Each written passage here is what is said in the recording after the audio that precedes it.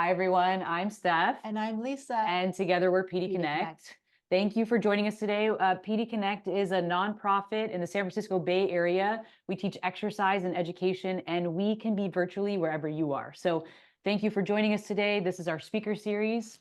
Lisa, it is the first Monday of the month. And today our topic is preventing fractures in people with Parkinsonism.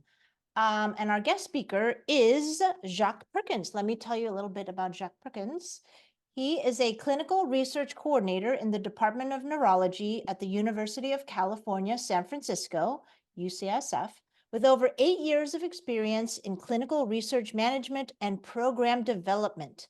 In his early career, he worked almost exclusively in spaces designed to facilitate and support youth development, and his subsequent research has shifted focus to the aging population and improving our understanding of neurological and movement disorders.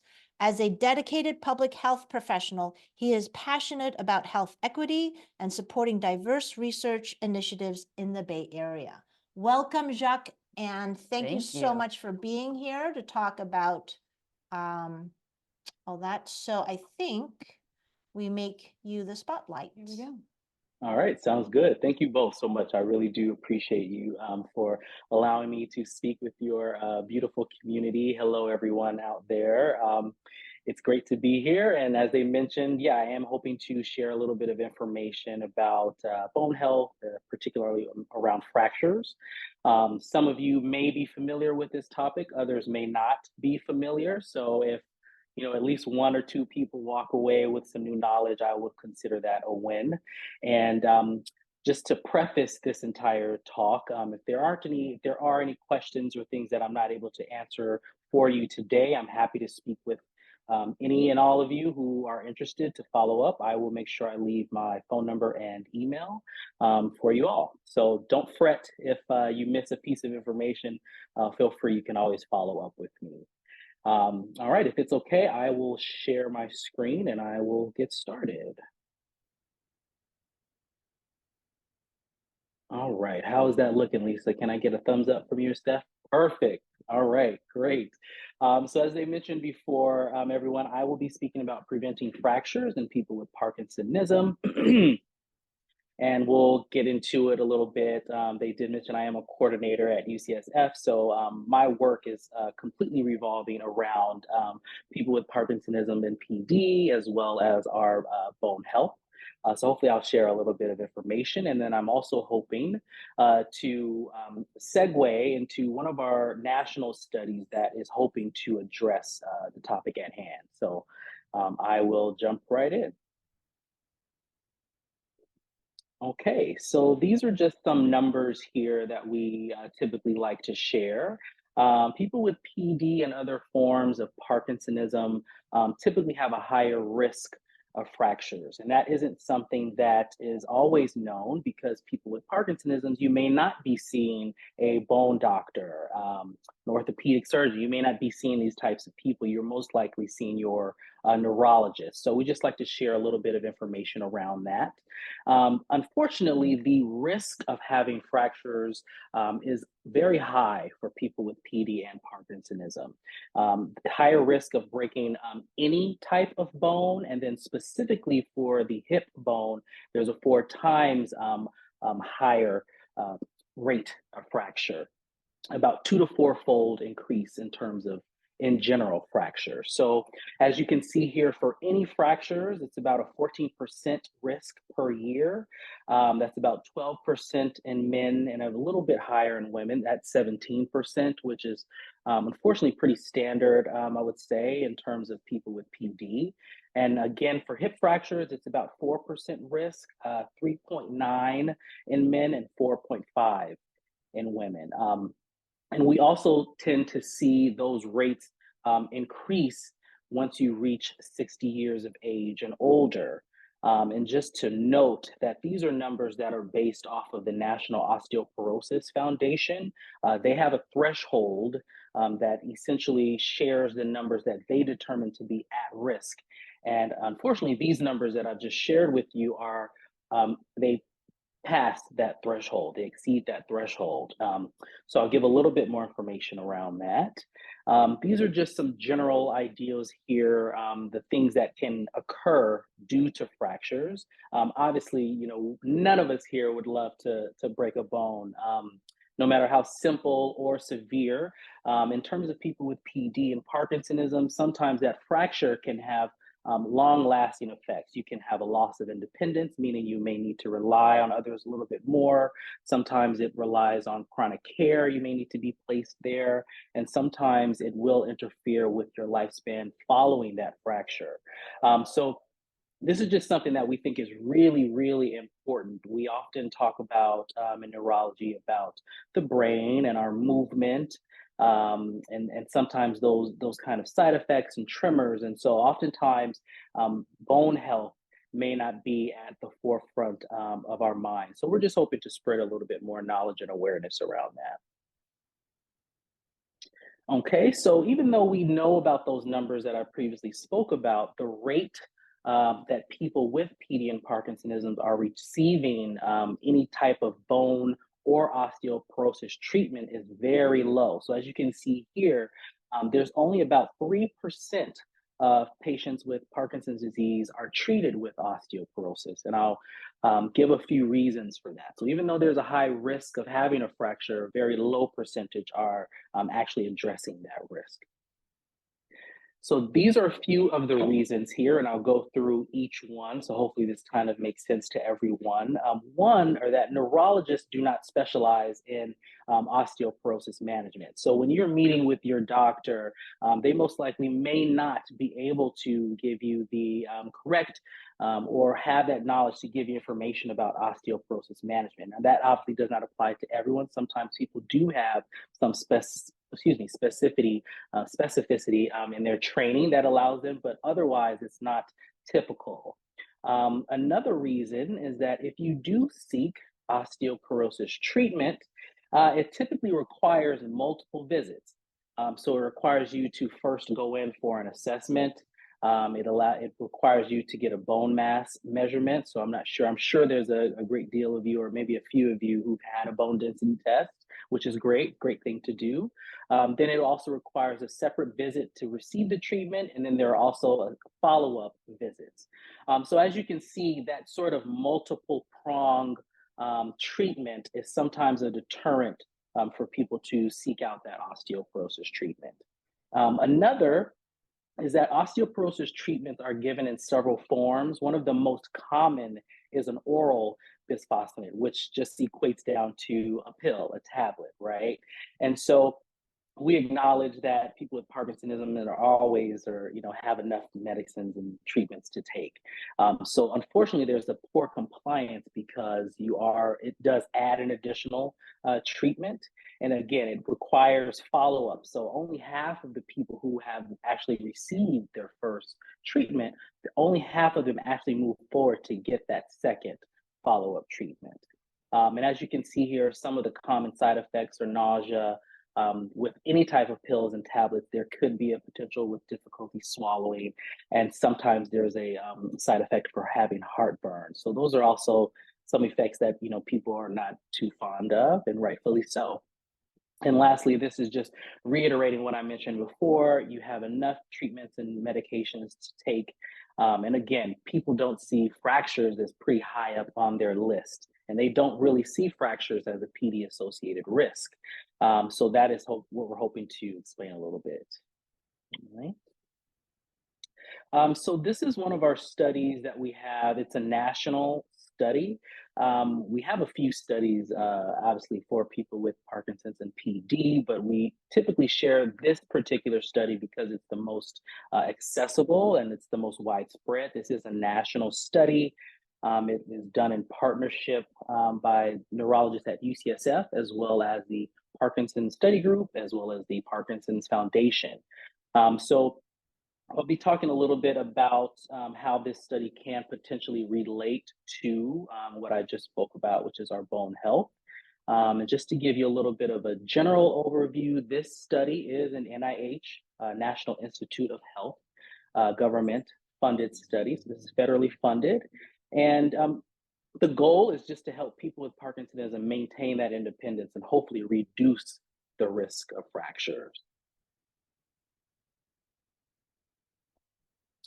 So the Topaz study is hoping to test an osteoporosis treatment, which is called zeledronate, and I'll repeat that a few times throughout here. And feel free to write that down if you'd like to look that up on your own. I know that's something everyone loves to do their own due diligence, which is really great. We love to get questions and follow up. But we are hoping to test if this particular treatment for osteoporosis will do just that.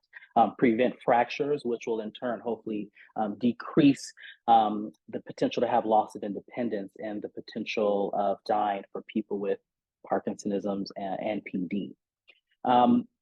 Again, this is a national study, and it's actually an at-home study, which I hadn't mentioned yet. Everything that's about this study is done at home from your living room, just as you are now, wherever you may be. You can sign up and complete all the activities just where you are. That was also done purposely. We realize that you have your hands full already with doctor's visits and having you come in physically to a clinic is just a little bit more of a barrier. So we're hoping to address that and make this as easy as possible. As you can see here, most people are eligible, provided that you're over 60 years of age. And we are hoping to enroll people who have not yet had a hip fracture. The purpose of that is because we are actually looking at and analyzing those rate of fractures, and hip fractures are one of those things that we mentioned before, very, very important to look out for. So we're hoping to address that with the results from this particular study. And otherwise, as long as you have a diagnosis of PD or any form of Parkinsonism, you are eligible. So we've listed some of those other forms here. Some of you may or may not be familiar, but all of these fall under the umbrella of Parkinsonism. So PSP, MSA, CVD, and Lewy body dementia are some of the more well-known ones. There's also includes vascular Parkinsonism. And there are also other forms of what we call neurodegenerative Parkinsonism. So if you don't yet have a diagnosis of Parkinson's disease, you may fall onto another group under this umbrella. And we're hoping to enroll anyone from this group because you will have similar benefits from the study. All right, so I'll go into a little bit about what actually the treatment is. Again, it's called zeledronate. This particular treatment is not a tablet or a pill. It is an infusion. That is done purposely because we only will have to administer one single infusion. So you won't have to regularly take any tablets or pills. Getting one infusion of the treatment will have lasting effects for 2 to 3 years. So that's something that our participants really like because they don't have to kind of worry about that regular intake. This is sort of just a one and done. Just to mention, this is an FDA approved treatment. So just to clarify, this study, Topaz, is not looking to test the safety, like we're not actually testing the drug. That actually has been proven. It's been in use for over a decade now, and it is primarily used for people with osteoporosis. So what we're hoping to do for Topaz is that we believe that this treatment for osteoporosis will also have the same effects for people with PD, which is strengthening bone and hopefully reducing that risk of fractures. It's also important to note that this is a randomized, placebo-controlled, double-blinded trial, which is a word salad that essentially just means that half of our participants will receive the infusion, the other half will receive a placebo. And what that does is it allows us to compare our two groups to make those determinations on the efficacy of zeledronate amongst our participants. Again, this is a home-based trial. No clinic visits are required, and a small percentage of our participants will experience a telemedicine assessment, which essentially is meeting with one of our wonderful study neurologists over Zoom, just as we're doing now. So again, we're hoping to make this as easy as possible for anyone who is in fact interested. So these are just some of the activities, things that you'll be asked to do as part of the study. Should you find yourself interested, you would first provide your consent on our website.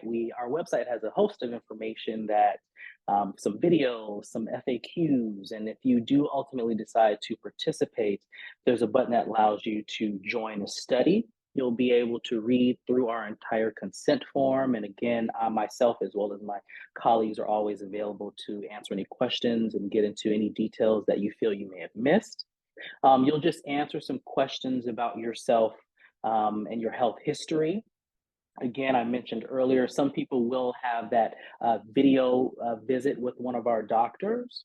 And after that, you'll just move on through to our study. Our study nurses are national. So we have nurses in pretty much every state and multiple at that. So um, feel free, doesn't if you feel that you live in a or area that's a bit more remote, we feel pretty confident that we'll still be able to see you at your home. Our study nurses are all trained and they will be actually calling you to figure out a good day and a good time to visit you at your home. And what they'll do at your home is they will do a brief exam with you. They'll also administer that study treatment. So they will actually administer the zoledronate at your home. You can decide where you'd like this to occur in your home, whatever is the most comfortable. The infusion itself takes about 45 minutes total. And the nurse visit itself takes about 2 hours total. So we just ask to borrow about 2 hours of your time at your home, and we'll get out of there. And we actually just ask you to complete a survey for us. And this survey is done online as well on the internet. And if you prefer paper, we are prepared to make that happen for you too. But it essentially acts as a diary of sorts where you can log if you've had any falls and or if you've had any fractures. And that only occurs once every 4 months. So you will not have to have another nurse visit. Just to clarify, there's only one nurse visit. And after that, we would just kindly ask you to complete a survey for us every 4 months. Um, some of the other bullet points listed here is we will also provide you with a free supply of vitamin D. And we'll also provide you with a free supply of acetaminophen, which is fancy for Tylenol. So those are also given to you. Our nurses will give you a little bit more guidance on taking that, but essentially we have you take that before and after the infusion. And again, I just mentioned this is the follow-up. So after the follow-up, we would just have you to complete a survey for us. And again, we are prepared to meet you where you're at. So if you prefer to do this over text, over email, over the phone, or through the mail, we're happy to comply. And we would just ask that you would be willing to complete these surveys for us over about 2 to 3 years. So again, about 4 times per year over 3 times per year, about over 2 to 3 years. And again, we'll just be asking you if a fracture has occurred or if you've had a fall. These are some of the steps to enroll. Again, our website is topazstudy.org. That is where you would actually join the study. So you can do that on your computer, on your tablet, on your cell phone, whatever is easiest for you. And if you feel that you need some assistance or would like some assistance, myself and my colleagues are prepared to walk you through that and assist you with that as well. And another thing that I hadn't mentioned before that also is listed here in the next few weeks, we've talked a little bit about those activities. We do appreciate and thank everyone who is interested and decides to enroll. We will provide you with a $100 gift card, and that is given at that nurse home visit. And for every year that you complete those 3 surveys for us, we will provide you with an additional $50 gift card. And those are given out via the mail as well. So that's just a little bit of an appreciation for helping us with this study. These are some of the potential additional benefits that we're hoping to address with the study as well. This may be a little bit difficult for you all to see, but it essentially shares the relationship between fractures as well as the benefits of the bisphosphonate, which is the type of treatment we're using, which is called an osteoporosis medication, to put it a little bit more simply. But we do believe that this medication will reduce the overall mortality. It reduces your cardiovascular events. It may reduce your fracture incidence, right, which is what we're looking for. So these are some of the things that we're looking to see if there are additional benefits beyond reducing that fracture risk. Okay, this is a short video. Lisa, you may need to help me out just to make sure the volume is working okay. Oh, sorry about that. Let's see if I can get that to work. Was the audio working? Was that coming through at all? Okay, great. So I'll let that play. Yeah, go ahead. Did everyone hear that? Okay, perfect. I'll just play this. It's a short, about 2-minute video. I'll just let that play and then I'll hop back in. Hold on. Let's see. If it doesn't play, I'll tell you. Okay, let's see. It's giving us a little bit of a hard time. Let's see if I can fix that. Give me one moment. Thank you so much for your patience.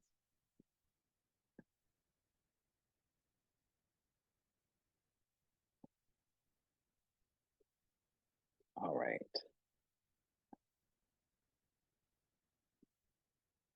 So I'll actually jump to our website directly. Let's see if that'll play. Can everyone see that?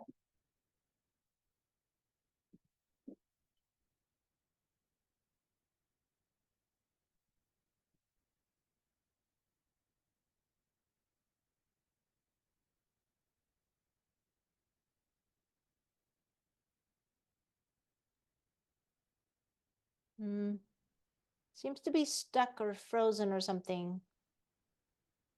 Sorry? It seems to be frozen. I'm not seeing anything on our end.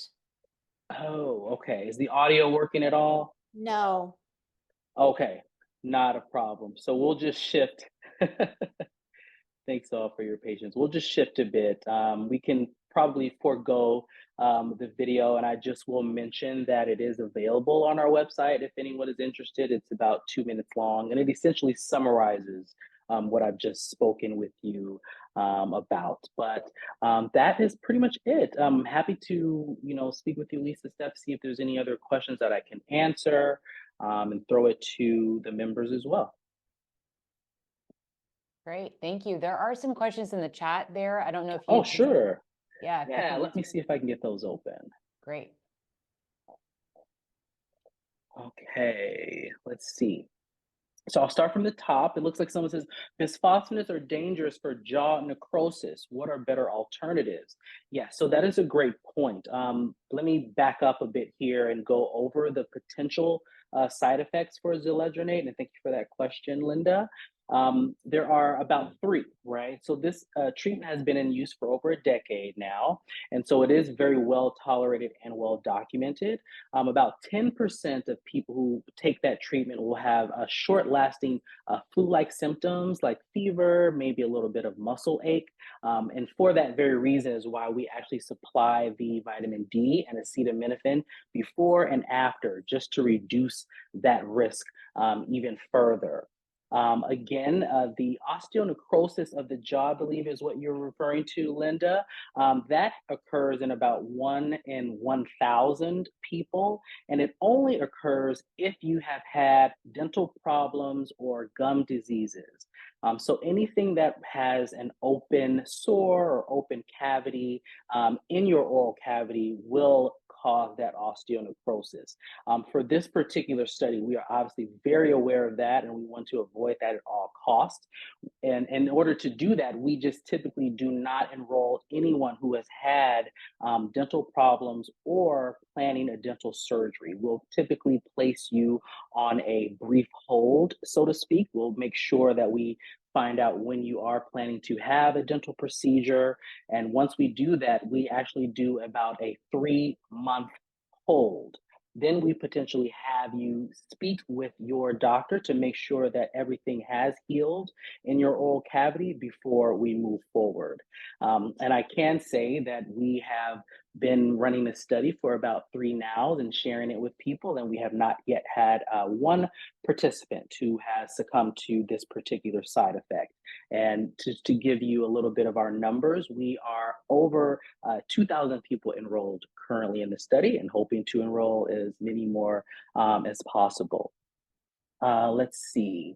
Am I eligible if I already know that I have osteoporosis?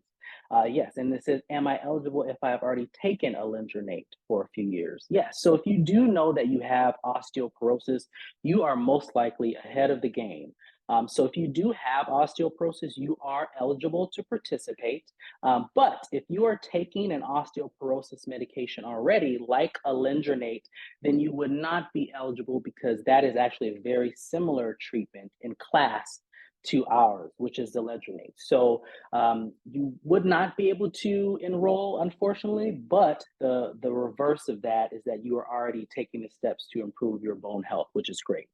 Oh, can I mention too that for those that don't know what alendronate is that not Fosamax?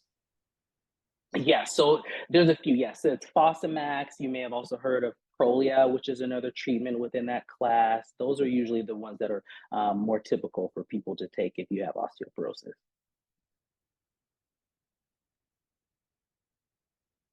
Okay, let's see. We're very interested in no more falls and fractures. Okay, so Anne, I see you have a question about ameliorate festination, and that is something that I won't be able to speak too much to, but I actually will dog ear that, so to speak, and make sure that I follow up with my fellow study doctors, my neurologist and movement disorder specialist, and hopefully I can get an answer for you. Feel free to follow up with me. I'm happy to answer that for you. Looks like Eva has already had an infusion of zoledronate or zoledrononic acid, which is great. You won't need to take that anymore. What you're doing is that you're taking that over time. There isn't anything further at this point that you need to do. Just receiving that infusion is great. You're ahead of the game, so to speak.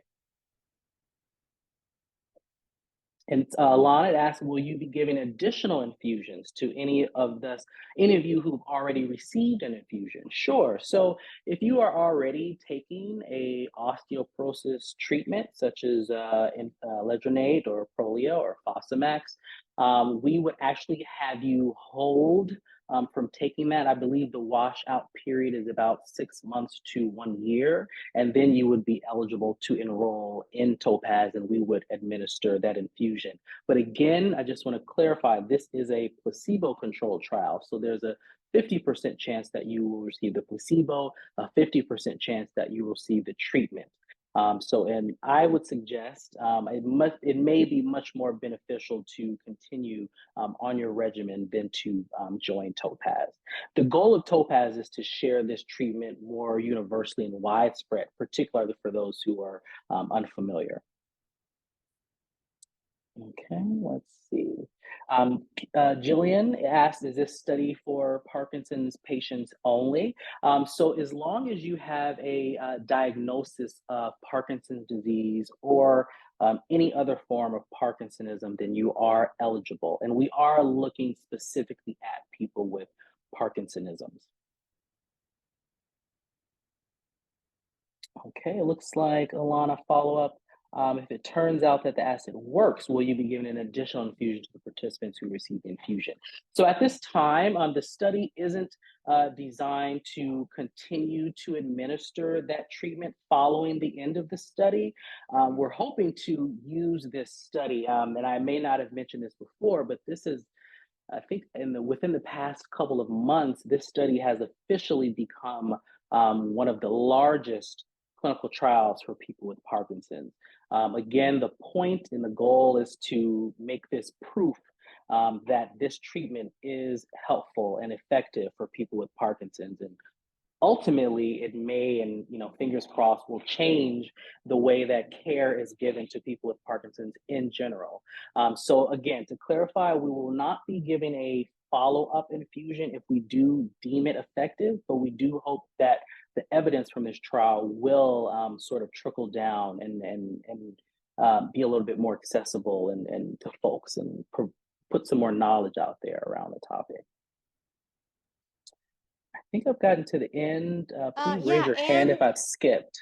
Oh, Anne Anne, had a yeah. question, and she Yeah. said she had already enrolled in the study and found it very highly Hi, Anne. worthwhile.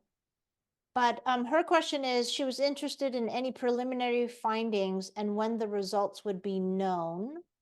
Yes, great question. Hi, Anne. Thanks so much for being a part of our study. Glad to hear that it's been an interesting experience and very worthwhile. So at this time, we don't have any information or findings that we are sharing out with our participants. We are hoping to enroll in this study for, I believe, another year. And once we've ended our study, at that point is when we would be ready to share those findings. So unfortunately, we don't have anything sort of preliminary to share back, but I will say that from a staff point of view, the study's been going very well. We're very pleased with what we've been seeing among our participant population. And as soon as we get some information, we will share that back with our participants. And that'll be something that is shared back sort of systematically. So we'll make sure that everyone that is a part of the study is aware that we'll have some findings for them. Thanks, Dan. And then Brian had one more question about bone density measurements. Yes. So that's correct, Brian. So there's no bone density measurement. And again, that goes back previously that I mentioned that there are required, if you do seek this treatment yourself, there are typical steps that you go through. So you go through the first visit, then you have that bone density assessment, then you're prescribed the treatment, and then you have that follow-up. So we're actually hoping to remove those components because our study neurologists and our bone doctors, as we affectionately call them, already believe that this treatment is beneficial. And it does not matter where you typically sit on the bone density scale. We know that this treatment is effective for anyone under the umbrella of Parkinsonism. So that's one reason that we're not having the treatment. The other reason is, again, we wanted to make this as accessible as we could for everyone. So this is why we remove that component so that all of these different steps of the study can be done at your home. Can I ask a question yet, Lisa, Stephanie? Of course, go ahead.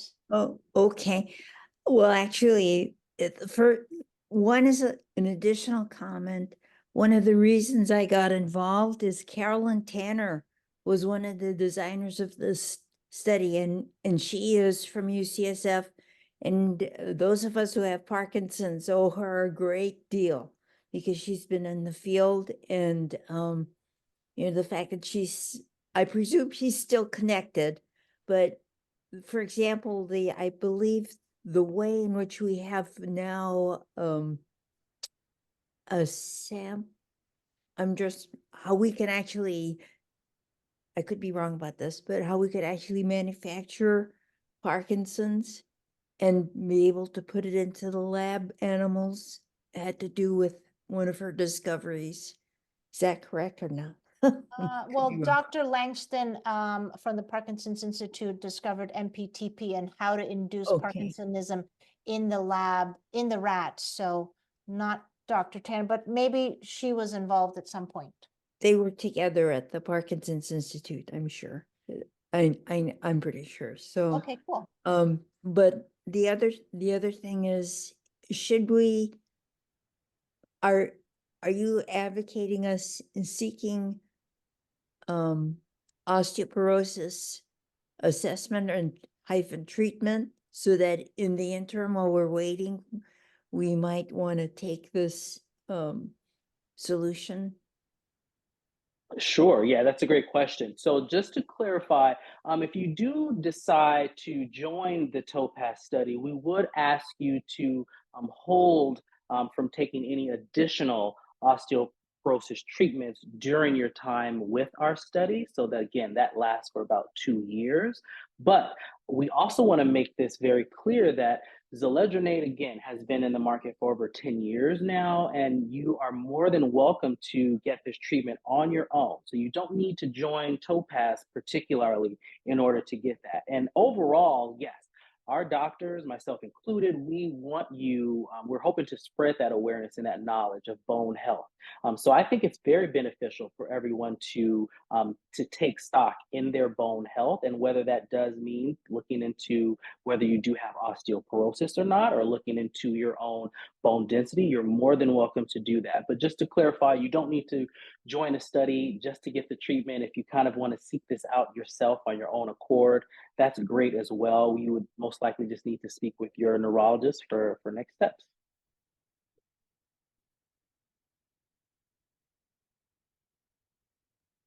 Excellent. Thank you. Any more questions from the audience here? No? Okay. Well, thank you so much for joining us. Is that the link to the study that's put in the chat? In the chat, let's see. Oh, sure. Let me double click and see if this is it. Yes, that is it. So this looks like this is one of our first abstracts, and again, you can see Dr. Tanner's name is listed there. This is a little bit. Are Sorry. you able to share your screen? Because we can't see that, or we don't know what you're looking at. Sure. Let me do just that. Give me 1 second. Lisa, I think it's in the chat. Yes, but the people online that don't know how to use the chat aren't able to see that. Yes, and I'm happy to send this link out if it's helpful, if anyone wants to share, look at this on their own. So this is the link. It takes you to PubMed. PubMed, as you see here, is part of the National Library of Medicine. So this is an actual federally sourced space, so to speak, that includes a lot of professionally written papers around anything. So not just clinical trials, but this is one of our early papers that were written by Dr. Tanner, Dr. Cummings, and a host of other really, really strong neurologists and bone doctors from across the country. And this sort of goes into a little bit of detail about the study. And again, it reiterates what I've just spoken about, which is why this is helpful, why it's important to look at bone health, why it's important to look at a particular bisphosphonate treatment. So you can read through this. It's very sort of high level, so it may not be as accessible to people. You can kind of see this is just like a really long bibliography, so to speak.